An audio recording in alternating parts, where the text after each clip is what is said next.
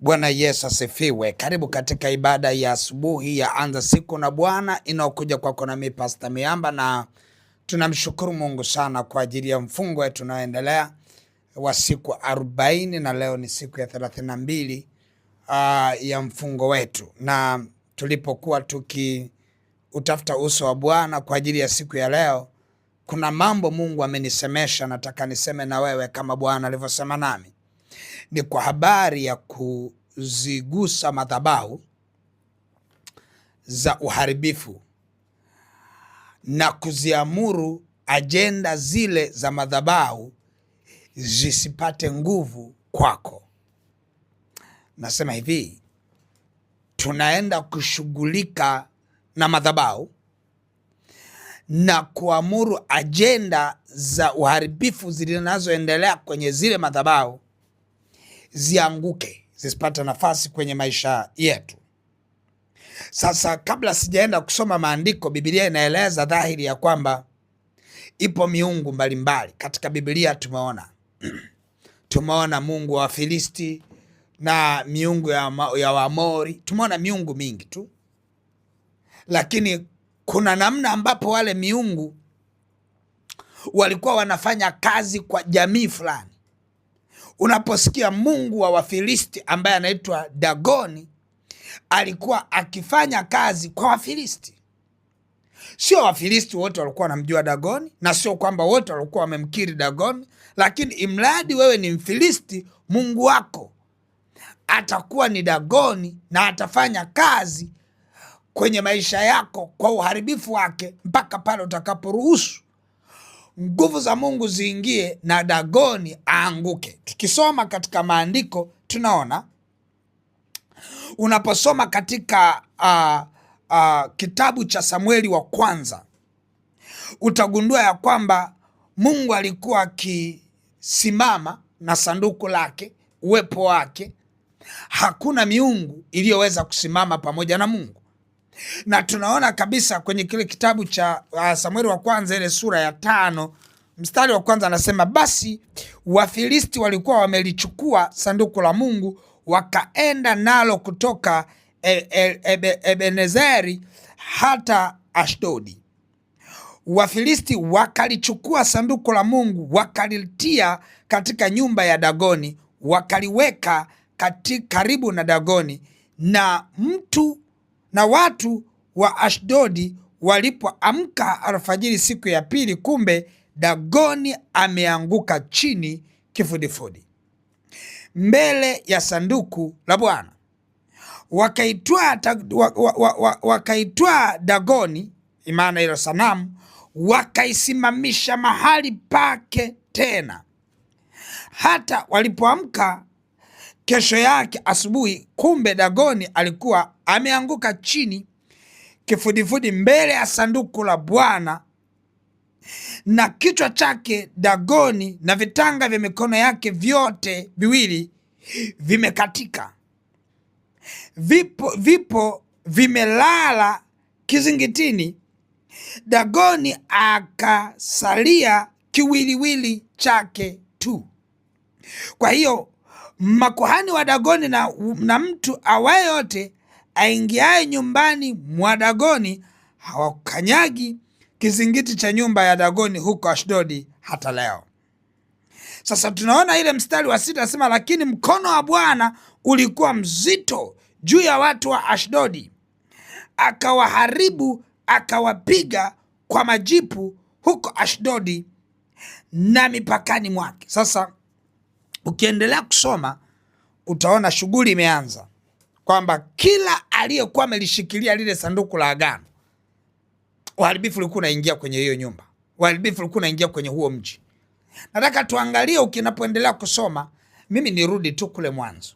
Tunaona kwamba sanduku la agano linaibiwa, linachukuliwa, linapelekwa katika nchi ya Wafilisti na kupelekwa na kusimamishwa moja kwa moja na Dagoni ambaye ni mungu wao.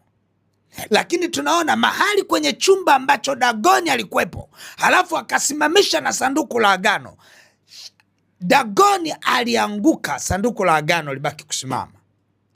Wale Wafilisti hawakuelewa, wakamchukua tena ile Dagoni, wakalinyanyua, wakalisimamisha tena pamoja na sanduku la Bwana.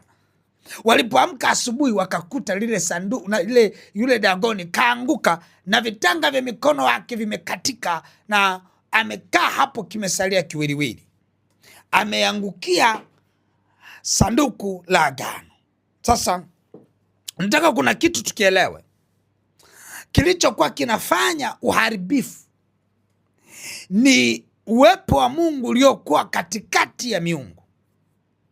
Kwa hiyo ule uwepo wa Mungu ulioingia katikati ya miungu, uharibifu automatically ulienda kuharibu miungu.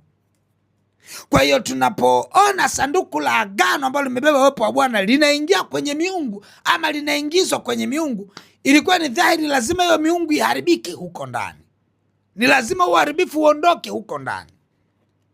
Kwa lugha nyingine tunasema hivi, unapomchukua Mungu wako na kumuingiza kwenye madhabahu za familia yako, madhabahu lazima zianguke. Uharibifu lazima uanguke. Unapomchukua Mungu wako na kumuingiza kwenye vilinge vya kichawi, hivyo vilinge lazima vianguke. Sasa tunapoona vilinge vinaanguka na uchawi unaanguka, havianguki vilinge peke yake, ajenda nazo zinaangamia. Yani ni ngumu sana Dagoni kuanguka halafu ajenda zake zikabaki zimesimama.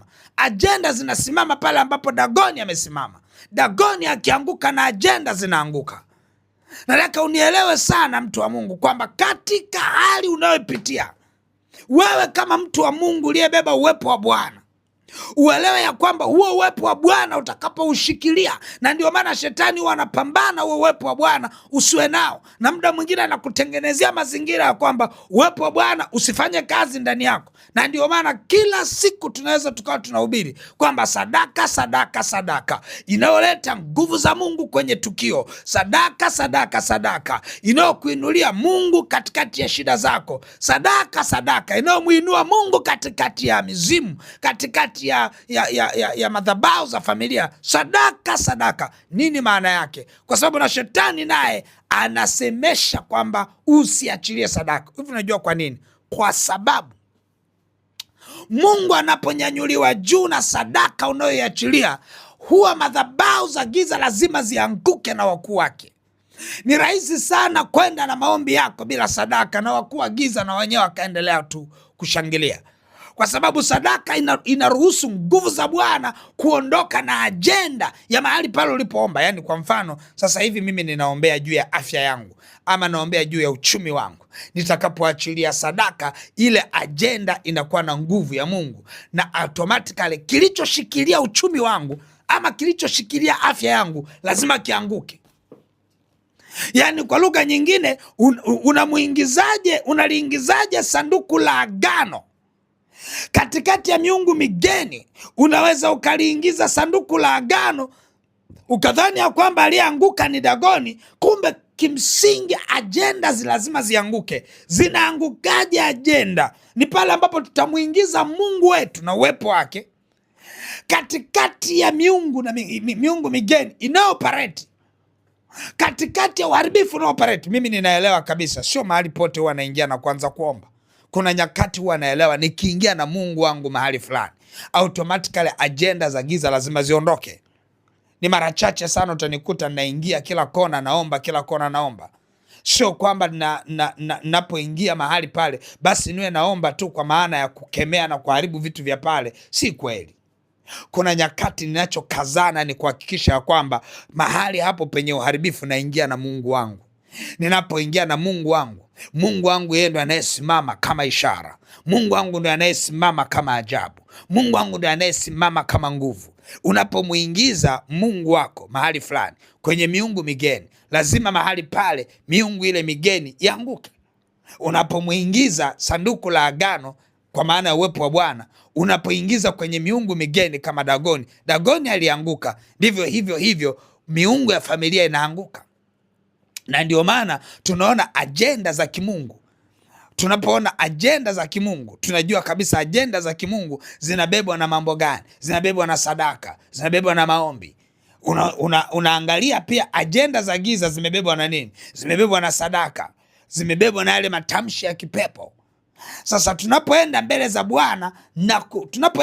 Bwana huwa tunaenda na ajenda zetu. Ili ajenda zetu ziweze kusimama, huwa tunabeba na sadaka zetu. Kwa hiyo unajikuta unapoingia kwenye madhabahu za giza, unapomuingiza Mungu wako, usisahau kuingia na sadaka yako, kwa maana ya kwamba unapomuingiza Mungu kwenye madhabahu za familia yako, wewe unaelewa kule ndani lazima ile miungu ianguke, lazima zile madhabahu zianguke. Kwa hiyo usifarakane na sadaka unapomuingiza Mungu, kwa sababu ajenda ni kumuingiza Mungu katikati ya madhabahu za nguvu za giza. Ajenda ni kumuingiza Mungu ama kuliingiza sanduku la agano kwenye chumba cha Dagoni.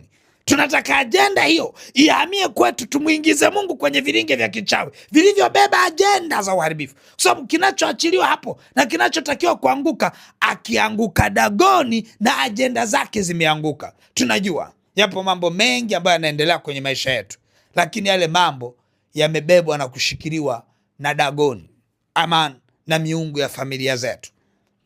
Inamaanisha gani? Miungu ya familia itakapoanguka na ajenda zimeanguka, yaani unakuta kuto kuolewa ama kuto kuzaa ama kuto kufanikiwa kumeshikiliwa na ajenda za familia, miungu ya familia. Unapomuingiza Mungu lazima hiyo miungu ianguke, na ikianguka hiyo miungu na ajenda zimeharibika. Ajenda kuto kuolewa kwako ikiharibika, inamaanisha kesho unaolewa. Ajenda ya kuto kuzaa kwako ikiharibika, inamaanisha kesho unazaa. Ajenda ya kuto kufanikiwa kwako ikiharibika, inamaanisha kesho unafanikiwa. Kwa hiyo ni lazima aanguke nani? Aanguke Dagoni ama miungu ya familia yako, ili ajenda nazo zipate kuanguka. Na ajenda zikishaanguka, ile ajenda iliyoanguka itaenda kuthibitika katika maisha yako ya kawaida. Tunapoenda kumwomba Mungu siku ya leo, ajenda kubwa ni kumuingiza Mungu wetu katika miungu migeni. Tutamuingiza Mungu wetu katika familia zetu, tutamuingiza Mungu wetu katika uchumi wetu. Mungu atusaidie katika mwaka huu. Operesheni za giza hazitafanikiwa kwa sababu tunamuingiza Mungu wetu kwenye kila kona. Yaani lile sanduku la agano linaingia. Kumbuka mahali sanduku la agano liliingia na palikuwa na miungu, shughuli ilikuwa sio ndogo. Wale watu wa Ashdodi wanaelewa, walipomuingiza Mungu wa Israeli, kwa maana ya uwepo wa Mungu katika sanduku la agano, walielewa nini kilitokea. Ilifikia kipindi walikuwa wanalikimbia sanduku la agano. Lilikuwa likiingia katika mji huo, mji huo unapiga kelele kulia kwa nini hilo sanduku linaingia mji huo, mpaka ilibidi lirudishwe. Maana yake nini? Ile tu kwamba kuna miungu migeni kwenye mazingira mbalimbali. Uwepo wa Bwana ulipokuwa ukiingia, hiyo miungu migeni ilikuwa inapata shida sana. Na ndio maana leo miungu migeni itapata shida sana. Kama nielewa miungu migeni leo itapata shida sana. Kwenye familia yako ile miungu migeni itapata shida kweli kweli. Kwa sababu ninaenda kumwomba Bwana siku ya leo. Leo nitakuwa na ajenda. Naenda kumwomba Bwana sanduku la agano liingie nyumbani kwako. Ninaenda kumwomba Bwana uwepo wake uingie kwenye miungu migeni ya nyumba yako, miungu migeni ya familia yako. Unajua mara nyingi tumeokoka, lakini familia zetu na zenyewe zinaendelea na practice, zinaendelea na matukio ya kipepo yanaendelea. Lakini leo hii wewe utaenda kumuingiza Mungu katika familia yako, utaenda kumuingiza Jehova katika nyumba yako. Ndio utaelewa kumbe ajenda zile zisipoanguka, hata wewe unaingia kwenye shida. Lazima hizo ajenda zianguke. Nataka tuende mbele za Bwana.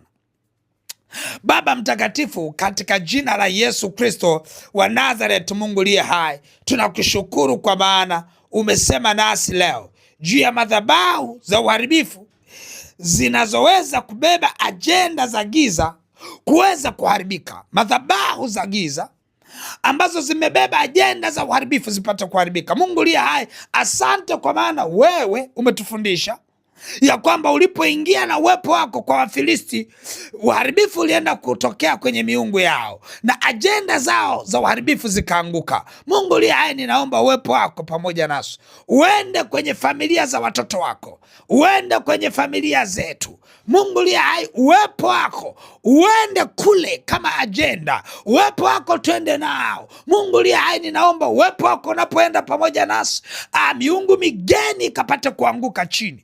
Kama Dagoni alivyoanguka, ndivyo ambavyo madhabahu za familia zitaanguka. Uchawi wa ukoo utaanguka.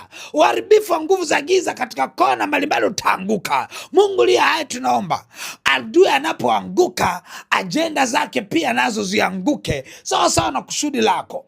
Lakini Mungu liye hai, amsha ajenda zako katikati ya uharibifu. Baba, nalibariki na kulinua jina lako.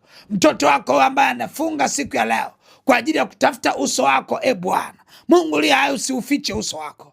Tuliomba jana kwa ajili ya uamsho, tukaomba nguvu mpya, tukaomba kibali kipya, lakini leo Bwana tunaona neema mpya.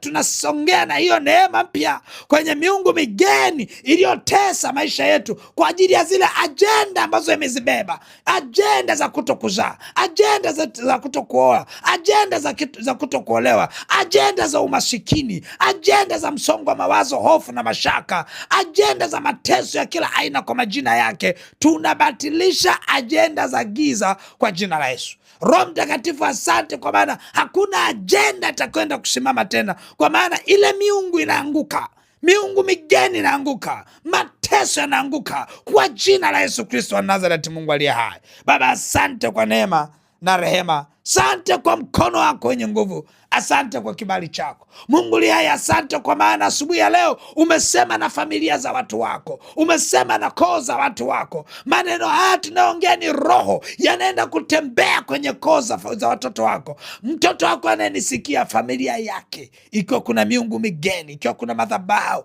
ikiwa kuna uharibifu, ikiwa kuna ajenda, Mungu liye hai, penya kwa moto katika jina la Yesu kwenye familia za watoto wako. Penya kwa moto katika Yesu Kristo kwenye koo za watoto wako. Penya kwa moto kwenye familia ambazo zina mizizi ya kichawi. Mungu liye hai, ingia huko, ingiza uwepo wako huko, Bwana, katika jina la Yesu Kristo wa Nazareti. Zile ajenda zianguke, zile madhabahu zibomoke, zile kuta ziondoke, yale maashera yakatike kwa jina la Yesu Kristo wa Nazareti. Baba, asante kwa maana uwepo wako umetufunika na nguvu zako ziko pamoja nasi. Tunajiweka wakfu katikati ya uwepo wako na nguvu zako. Ruhusu nguvu zako, Roho Bwana, kuingia kwenye madhabahu za giza zilizowatesa watoto wako kwa muda mrefu. Baba, nalibariki na kuliinua jina lako.